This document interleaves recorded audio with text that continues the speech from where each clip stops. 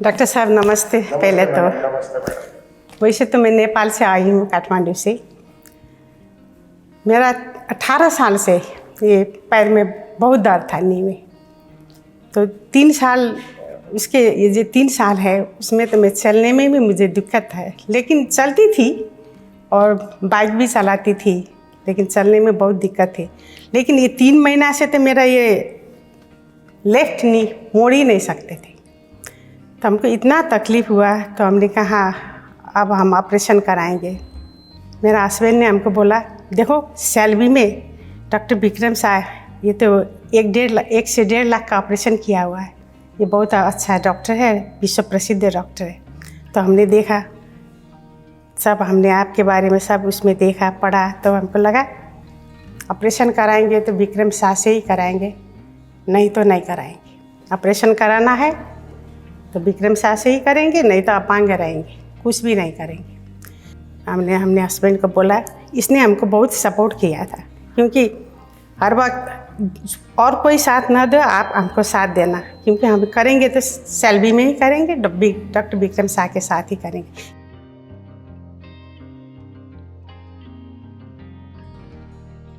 क्यों आपने तो ओल्ड रिकॉर्ड रखा हुआ है, और मैंने सुना है आपने 3000 रिकॉर्ड किया, जो 3000 एक ही ऑपरेशन किया हुआ। एक साल में नहीं, 1 साल में तो आपने 1,30,000 किया है टोटल। हाँ। 25 साल में 1,30,000 किया। तो 3000 वाला जो 3000 हमने 2011-12 में 3000 साल में किया था। हाँ। अभी साल में हम 7000 सैलरी में अहमदाबाद में करते हैं। हाँ। और पूरे ग्रुप लेवल पे हमारी हॉस्पिटल है, 12 हॉस्पिटल है, दिवाली से लेके गोवा तक और जबलपुर से लेके अहमदाबाद तक। वो सब हॉस्पिटल में मिला के 15,000 सर्जरी होती है साल की। इंग्लैंड में या कहाँ पे 2500 की कितना हुआ था, आपने 3000 में वो रिकॉर्ड किया था, है ना? अभी दुनिया का सबसे बड़ा सेंटर है शर्दी, दुनिया का सबसे बड़ा सेंटर है। और इसके बाद अमेरिका के हॉस्पिटल फॉर स्पेशल सर्जरी है।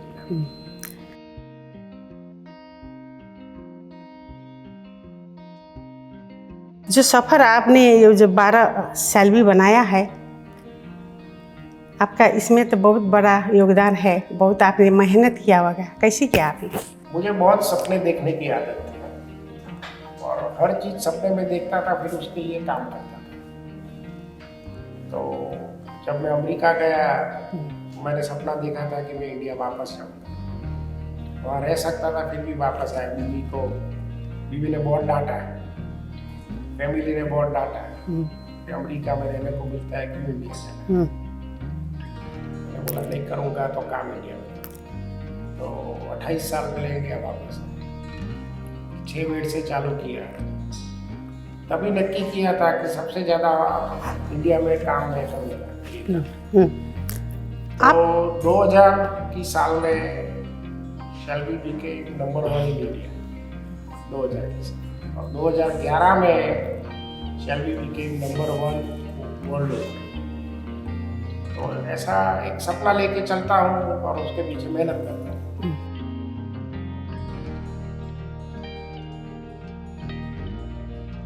तो सबसे बड़ी बात यह है ना डॉक्टर साहब, जब किसी रोगी को डॉक्टर के यहाँ जाना पड़ता है, उसको तो अपने पेन तो वो होता ही है, लेकिन जब डॉक्टर के पास जाते हैं, वो उसका जो व्यवहार, उसका जो बोली होता है, 70% पेशेंट का दर्द चला जाता है।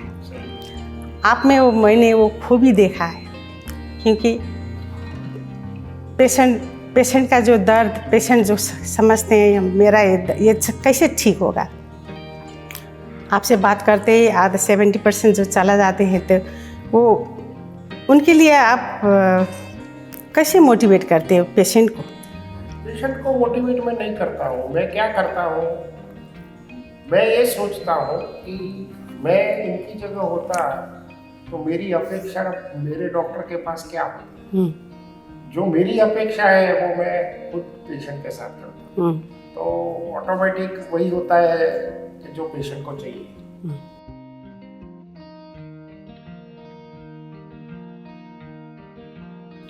डॉक्टर साहब आपने जो 1,30,000 ऑपरेशन किया है ना, और नी रिप्लेसमेंट, स्पेशली आपने नी रिप्लेसमेंट करते, इसमें आपने विशेषज्ञता हासिल की है ना। 1,30,000 जो ऑपरेशन हुए हैं उसमें महदंश नी रिप्लेसमेंट हुए हैं, लेकिन उसमें 10 से 12,000 हिप रिप्लेसमेंट भी हुए हैं। आज की तारीख में शेल्बी हॉस्पिटल हिप रिप्लेसमेंट का इंडिया का सबसे बड़ा सेंटर है, लेकिन नी रिप्लेसमेंट इतने होते हैं कि हिप की बात लोगों को याद नहीं आती। यहाँ हिप भी रोज के 2-3 रोज रिप्लेसमेंट हिप के होते हैं, शोल्डर का रिप्लेसमेंट होता है, एल्बो का रिप्लेसमेंट होता है, कोई भी जॉइंट का रिप्लेसमेंट करते हैं, लेकिन सबसे ज्यादा नी का होता है, फिर हिप का होता है, फिर शोल्डर का।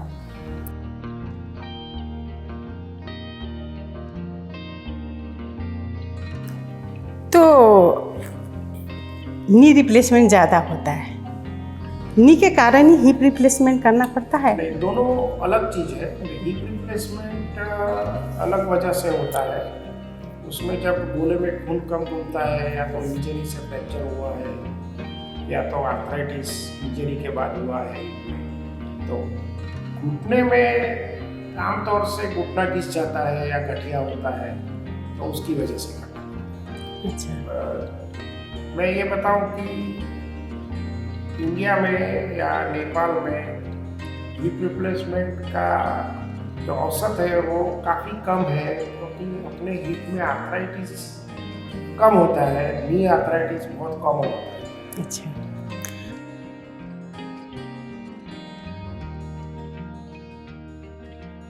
डॉक्टर साहब आपको ये प्रेरणा कहाँ से मिला, ये स्पेशली ये हिप नी रिप्लेसमेंट के लिए आपने जो विशेषज्ञता की? ये काफ़ी टाइम से यूरोप अमेरिका में हो रहा था और इंडिया में कोई करता नहीं था, तो मुझे हमेशा होता था कि ऐसे क्यों, why we are not doing it. दूसरा, मेरे घर में मेरी ग्रैंड मदर थी, तो उसको दोनों घुटनों में प्रॉब्लम था, तो वो बेड रिडन हो गई थी 74 की एज में। मैं तो स्कूल में था उस टाइम पे, but I have seen her in bed for 20 years। तो मैं हमेशा, हम लोग ऑर्थोपेडिक सर्जन के पास ले जाते थे, तो वो कहते थे गोली खाओ। मैंने ये चलती नहीं, गोली से कैसे चलेगी, गोली से मर जाएगा, चलेगी नहीं। तो हमेशा मैंने सोचा कि अगर मेरी खुद की ग्रैंड मदर चल नहीं सकी, तो मेरा ऑर्थोपेडिक सर्जन बनने के बाद भी क्या फायदा। तो मैंने सोचा ये सीख के मैं वापस आऊँगा, ये काम करूँगा, और अपने यहाँ कोई भी आदमी नहीं चल सके ऐसा नहीं होना चाहिए। तो वो सपने के साथ मैं वापस आया।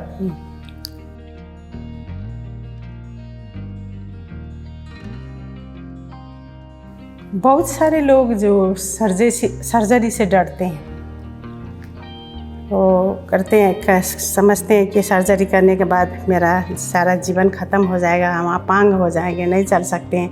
हमको भी यहाँ आने में बहुत आदमी ने रोका था, एक तो ये ऑपरेशन मत करो, जैसा है ठीक है, तेल मालिश करो, वैसा वगैरह, लेकिन हमने सोचा नहीं। लेकिन क्या ये सर्जरी के नाम से आदमी लोग क्यों डरते हैं? इसकी 2 वजह है। एक वजह तो ये है कि मैं एक एग्जांपल दूंगा कि अपेंडिक्स का ऑपरेशन है और उसमें कुछ गड़बड़ हो गया। आमतौर से अपेंडिक्स के ऑपरेशन से कोई नहीं डरता है, अभी उसमें कुछ गड़बड़ हो गया तो लोग तुरंत बोलते हैं कि डॉक्टर ने ठीक से काम नहीं किया। हाँ। तो डॉक्टर का नाम खराब होता है, हाँ। ऑपरेशन का नाम खराब नहीं होता है। लेकिन जो भी नए लेटेस्ट ऑपरेशन आए हैं जो टेक्निकली डिमांडिंग है, वो ऑपरेशन में खराब करेंगे। नया ऑपरेशन है, 10 में से 5-6 सर्जन खराब करेंगे, तो लोग ऑपरेशन से डरते हैं, क्योंकि सोचते हैं कि ये 5-6 सर्जन से भी खराब हुआ तो ये ऑपरेशन ही खराब है।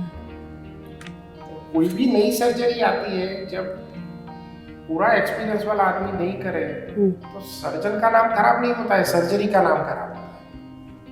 मैं भी जब वापस आया इंडिया और मैंने बोला कि ये कर दूंगा, तो पेशेंट और मरीज और उनके रिलेटिव बोलते थे नहीं नहीं, ये ऑपरेशन तो बहुत भारी है, इसमें तो रिजल्ट मिलता नहीं है। सो ऑपरेशन जितना नया हो और जितने सर्जन सीखे हुए नहीं हो करने लगे तो रिजल्ट नहीं मिलता है और सर्जरी का नाम खराब होता है। तब आपने नेपाल में सर्जरी हुई होगी या छोटी जगह पे सर्जरी हुई होगी और केस खराब देखे होंगे। तो अच्छा, दूसरा क्या होता है, हार्ट का केस खराब हुआ, आदमी मर जाता है और रिश्तेदार थोड़े दिन में भूल जाते हैं। घुटना खराब हुआ तो पेशेंट मरेगा नहीं, जिएगा और पूरी जिंदगी डॉक्टर को गाली देगा। सो ऑपरेशन का नाम ऐसे खराब होता है। लेकिन यही मेरा मिशन था कि ऑपरेशन ठीक से करें, लोगों को अच्छी नई जिंदगी दे और इतने ऑर्थोपेडिक सर्जन तैयार करें और इतनी हॉस्पिटल खोलें कि किसी को कभी परदेश नहीं जाना पड़े और पूरी दुनिया को इधर आना पड़े।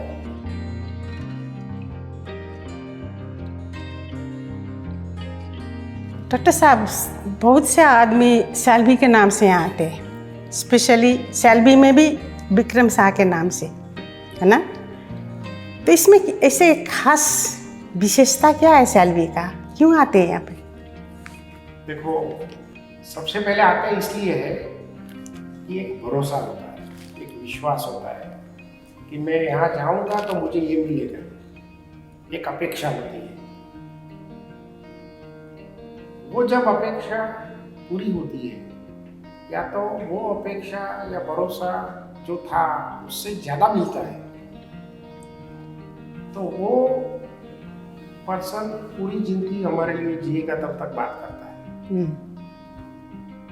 तो ऐसे ही हमारी इज्जत बढ़ी, ऐसे ही हमारा काम बढ़ा।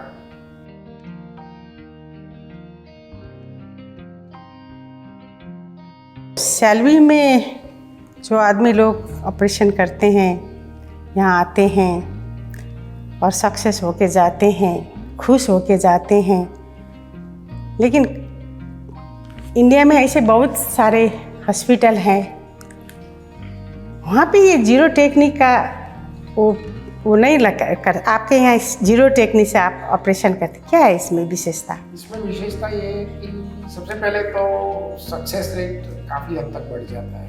हमारा सक्सेस रेट 99.8-99.9%। दूसरा, पेशेंट को पेन नहीं होता है, अभी सर्जरी का टाइम बहुत कम रहता है जीरो टेक्निक से। दूसरा ये होता है कि वो ड्रेन नहीं डालते हैं हम, कटिंग टिश्यू का काम होता है, ब्लीडिंग कम होता है, तो रिकवरी इतनी फास्ट होती है कि 2-4 दिन में तो पेशेंट भूल जाता है कि इतना बड़ा ऑपरेशन किया। घूमने लगते हैं, टॉयलेट खुद जाने लगते हैं, सीढ़ी चढ़ लेते हैं और मतलब उनके रिश्तेदार को पूछो तो उनको मानने को तैयार नहीं है कि इतने बड़े ऑपरेशन हो गए। तो ये सक्सेस रेट से बाकी के लोग कंपेयर करते हैं। अभी चलो नेपाल में तो इतना कॉमन नहीं है ये ऑपरेशन, लेकिन दिल्ली मुंबई में तो होता है। जीरो टेक्निक है? नहीं, दिल्ली मुंबई में नी रिप्लेसमेंट, हिप रिप्लेसमेंट होता है। फिर भी दिल्ली मुंबई के लोग बहुत आते हैं अहमदाबाद। मतलब तो क्या है, नजदीक में बगल में 5 किलोमीटर दूर हॉस्पिटल में जाना है, वो छोड़ के फ्लाइट पकड़ के इधर क्यों आए? क्योंकि वो जानते हैं, मानते हैं कि यहाँ बेहतर काम होगा, बेहतर रिजल्ट मिलेगा। दूसरा ये है कि मैं 28 साल से काम कर रहा हूँ, तो मेरे 28 साल पुराने पेशेंट घूम रहे हैं। मतलब मुंबई में भी मेरे 26 साल पुराने पेशेंट घूम रहे हैं। तो जब वो किसी को मिल के बात करते हैं कि 26 साल पहले विक्रम भाई ने मेरा ऑपरेशन किया और मुझे कोई प्रॉब्लम नहीं है, तो लोगों के दिमाग में जाता नहीं है कि 26 साल कैसे है। और वो 26 साल पहले जब उसका ऑपरेशन किया तब मैंने बोला था कि इस जॉइंट 15 साल चलेगा, तो वी हैव ओवर डिलीवर्ड के 15 के जगह 26 हो गए। तो मैं आपको बताता हूँ कि जो 15 वाला 26 चला और जो टेक्नोलॉजी 1996 में थी उसमें भी 26 साल हुए, तो आपका तो 50 साल चलेगा।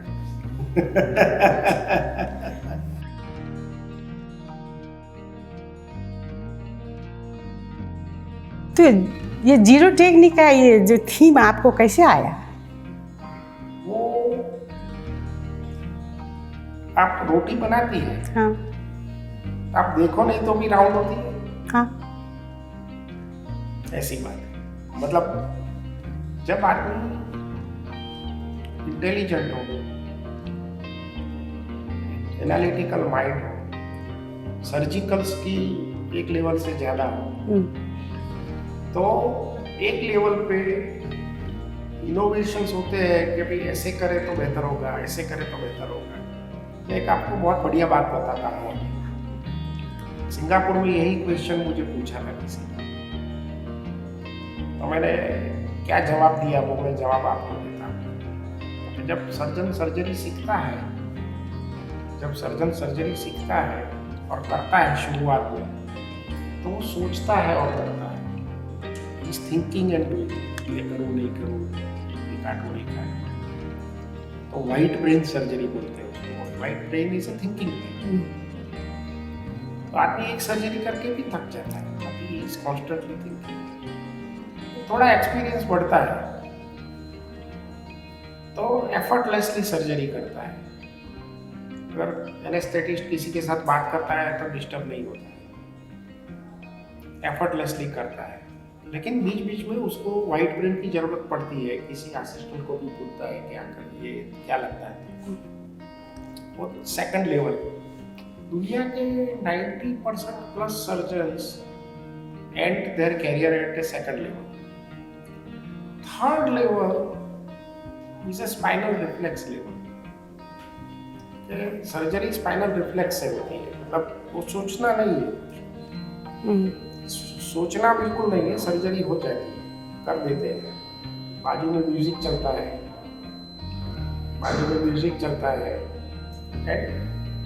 रोज 3-4 सर्जरी करेगा अभी तो भी आदमी थकेगा नहीं। 4-5% surgeon reach at this level. तो सर्जरी कहाँ गई? वाइट ब्रेन से ग्रे ब्रेन से स्पाइनल रिफ्लेक्स, नीचे है। 1 लाख में एक surgery comes two fingers. Surgery comes to fingers and it ceases to be science and becomes an art. अच्छा। जैसे माइकल एंजेलो दौड़ता है तो वो कुछ सोच के नहीं दौड़ता है, वो ऐसे ही हाथ घुमाता है और पेंटिंग हो जाता है। तो सर्जरी का जो ये लेवल है मैं जो बता रहा हूँ, वो लेवल पे आप पहुँचो then you are in a different world. जो 4th लेवल सर्जरी का है, जैसे white brain to grey brain to spinal reflex and spinal reflex to fingers, वो 1 लाख में एक सर्जन पहुंचता है। और वहाँ जो पहुंचता है वो सर्जरी हो जाती है, करनी नहीं पड़ती। एंड ये सर्जरी जो हो जाती है is a piece of art and not surgery.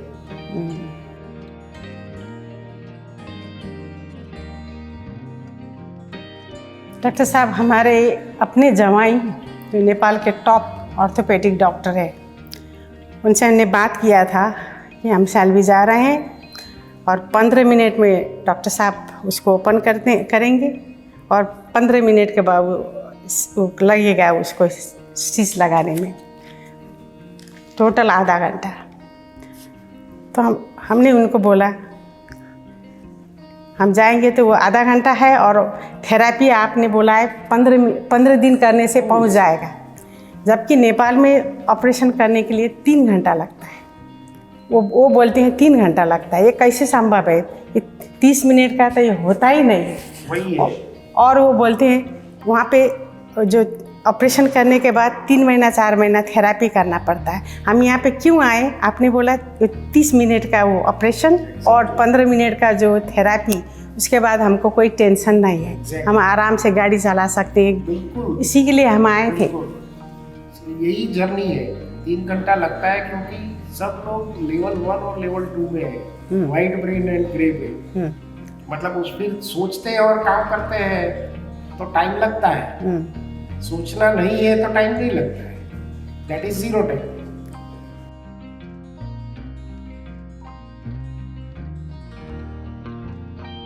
Surgery करने के बाद रिकवरी में कितना टाइम लगता है? रिकवरी में, ऑपरेशन में, मैंने आपने बताया खुद ऐसा कि जिस दिन ऑपरेशन होता है उसी दिन खड़ा कर देते हैं, दूसरे दिन चला देते हैं, 3-4 दिन में सीढ़ी चढ़ते उतरते हैं, 5-6 दिन में लोकल पेशेंट है तो घर चला जाता है, बहुत दूर से आए हैं तो हम यहाँ रख के एक्सरसाइज वगैरह कराते हैं और 14-15 दिन में स्टिच निकल जाते हैं, फिर वो खुद चल के चले जाते हैं।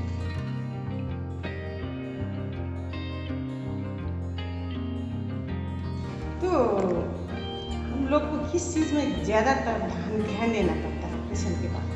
ऑपरेशन के बाद आपको जितना जल्दी भूल जाओ कि ऑपरेशन किया है उतना जल्दी ठीक हो जाओगे। भूल जाओ कि ऑपरेशन किया है, पहली बात।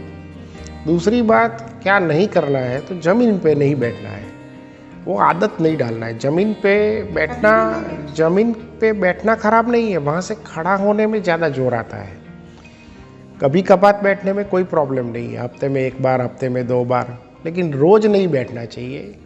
पूजा करो तो बाजोट पे बैठ के करो, ना हो तो स्टूल पे बैठ के ना हो।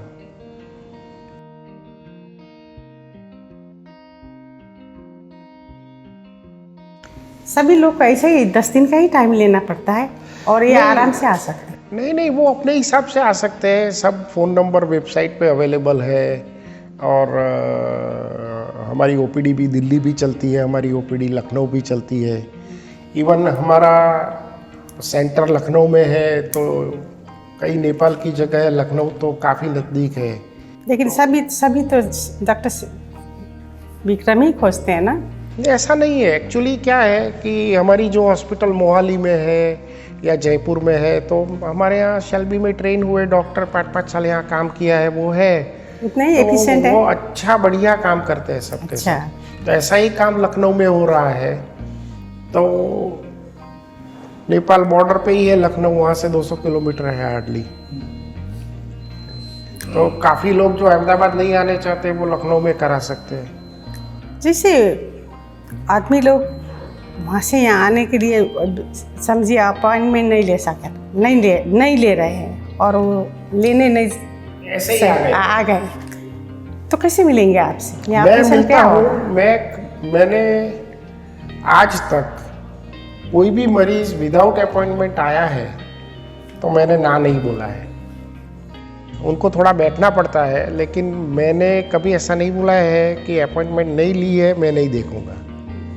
मैंने विदाउट अपॉइंटमेंट पेशेंट को देखा है, विदाउट अपॉइंटमेंट पेशेंट का सर्जरी किया है। मैं संडे भी आके ऑपरेशन किया है।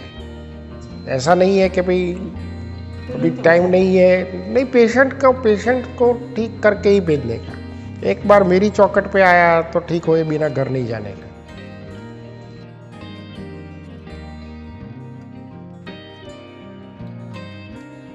कभी कभार इमरजेंसी पड़ जाता है आदमी को, अब अपॉइंटमेंट भी लेने को उसके टाइम नहीं है, ऐसे वक्त में क्या कर सकते? वो इमरजेंसी तो 24 घंटे चालू रहती है हमारे यहाँ, वो कभी भी आ सकते हैं। तो ऑपरेशन के बाद किसी कारणवश किसी को MRI करना पड़ेगा या CT स्कैन करना पड़ेगा, वो कर सकते हैं? कोई प्रॉब्लम नहीं। MRI CT स्कैन कुछ भी हो सकता है।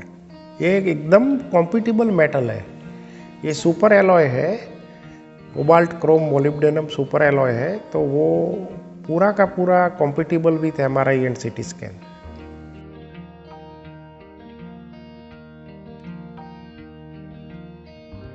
हमने हाल ही में पढ़ा था एक 165 किलो का आदमी को आपने अपने ऑपरेशन किया है, क्या संभव है? 164 किलो, वो दुनिया में सबसे हाईएस्ट वेट का ऑपरेशन हुआ यहाँ। वो यहीं हॉस्पिटल में थी, यहीं थी, दोनों घुटने का किया, अच्छी तरह चल के गई। आपको फोटोग्राफ भी दिखाएंगे। हमारा जो ऑफिसर का एक वाइफ है, उनको अमेरिका में उनको रिजेक्ट कर दिया, बोला तुम्हारा वेट बहुत ज़्यादा। अमेरिका में जो केस खराब होते हैं ना, वो ठीक कराने यहाँ आते हैं कि भाई अभी शेल्बी जाना पड़ेगा।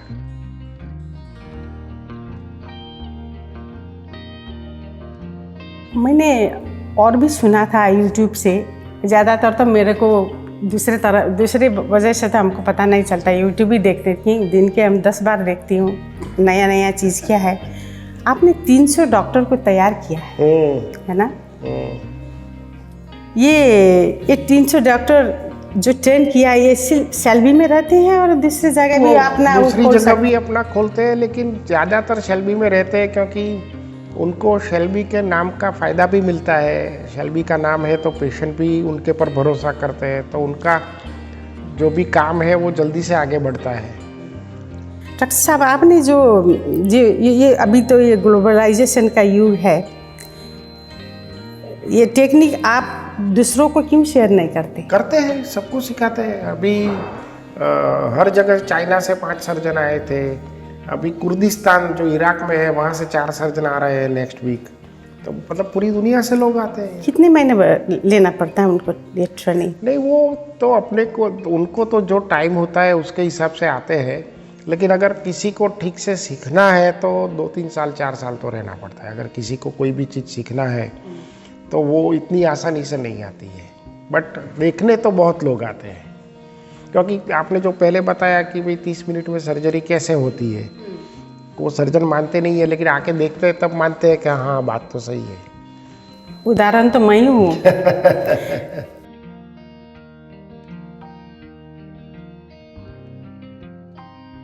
जो आपने इतने सारे देश में इतने सेवा की है, यहाँ पे 11 साल भी किया है। आपका पड़ोसी देश नेपाल है ना, आप वहाँ पे क्यों नहीं आए? हम आएंगे, बिल्कुल, आप बुलाएंगे तो क्यों नहीं आएंगे। हम बुलाएंगे नहीं, आप आना पड़ेगा। नहीं, हम आएंगे। वहाँ पे भी एक ऐसा हॉस्पिटल, ऐसा जैसे लखनऊ में हमने खोला है, ऐसा काठमांडू में हमको खोलने का है। हम उसका प्लान भी कर रहे हैं।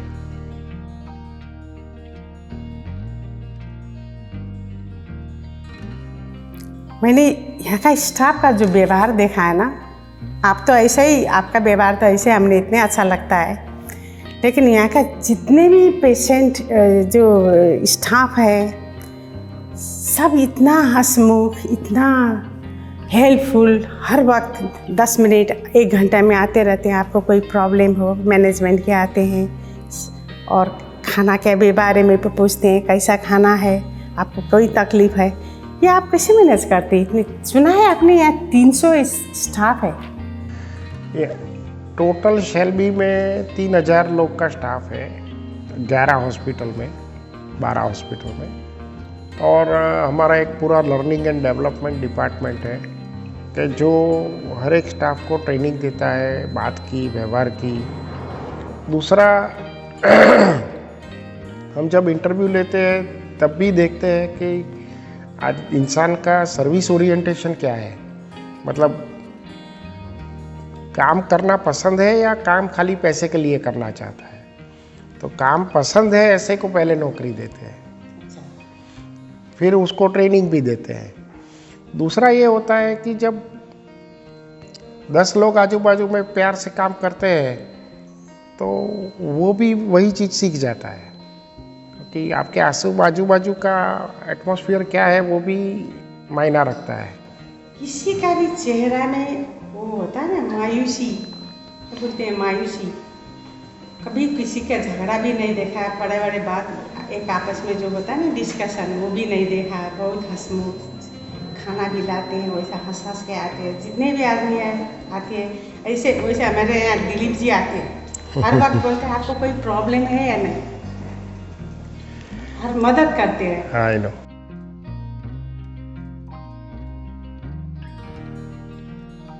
तो डॉक्टर साहब, शेल्बी हॉस्पिटल वर्ल्ड क्लास इसमें ट्रीटमेंट होता है, जो ज़्यादातर जॉइंट रिप्लेसमेंट के लिए ये बहुत प्रख्यात है।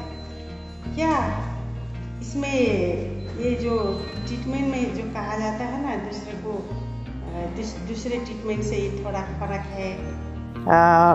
उसमें हम जो जहाँ पे ऑपरेशन कर जो ट्रीटमेंट करते हैं इसमें फ़र्क है। हमको सावधानी बहुत ज़्यादा करना पड़ता है इसमें। देखो, हमारा सिस्टम प्रोसेसेस इतना स्ट्रांग है और जितने हम लोग अच्छा प्यार से काम करते हैं, हंसी मजाक से करते हैं, उतने ही हम लोग हमारे काम के लिए और डिसिप्लिन के लिए स्ट्रिक्ट है।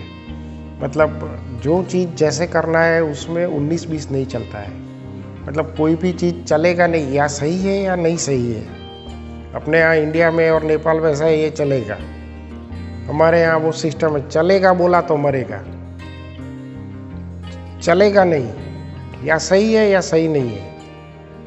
बिल्कुल सही होना चाहिए तभी काम करने का। वो मतलब हर चीज़ में मेटिकुलसनेस के, ये काम ऐसे ही होगा, स्टिच ऐसे ही लेंगे, खाना ऐसे ही आएगा,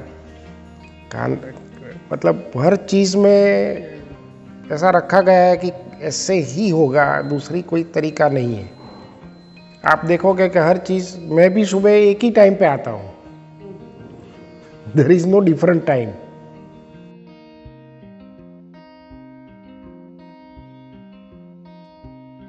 तो डॉक्टर साहब, जो है ना, ऑपरेशन करने के बाद आदमी लोग वो साइकिल चला सकते हैं कितने दिन के बाद? साइकिल भी चला सकते हैं, स्कूटर भी चला सकते हैं, चल भी सकते हैं, पहाड़ी भी चढ़ सकते हैं, हाइकिंग भी कर सकते हैं। साइकिल और स्कूटर महीने बाद चलाना चाहिए और गाड़ी 3 हफ्ते बाद चलाना चाहिए।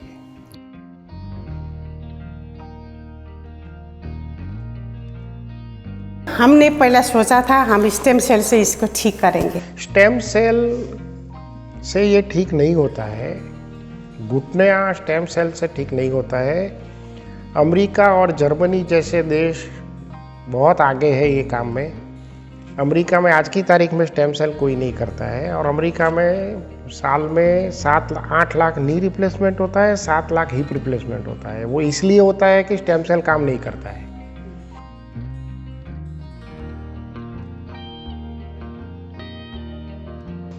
अंत में आप क्या सलाह देना चाहते हैं? अंत में मैं यही कहना चाहता हूँ कि ये ऑपरेशन सक्सेसफुल है, 30 साल तक चलता है, पेशेंट की और रिलेटिव्स की पूरी ज़िंदगी बदल जाती है, और जो 60 साल का इंसान, 65 साल का इंसान 80 साल की ज़िंदगी जीता है या 75 की जीता है, वो वापस 40 की ज़िंदगी जीने लगता है। शुक्रिया डॉक्टर साहब, आपने हमको इतने सारे जानकारी दी, और मेरा तो इतना अच्छा ये सैलवी के हॉस्पिटल के और यहाँ के स्टाफ के कारण हमारा इतना अच्छा एक्सपीरियंस है कि हम कह नहीं सकते। इतना यहाँ का आदमी इतना अच्छा है, इतना कोऑपरेटिव है, इतना अच्छा खाना, इतना अच्छा व्यवहार, जो हम तो अपने देश में हमें मिलता ही नहीं है। Thank you सैलवी।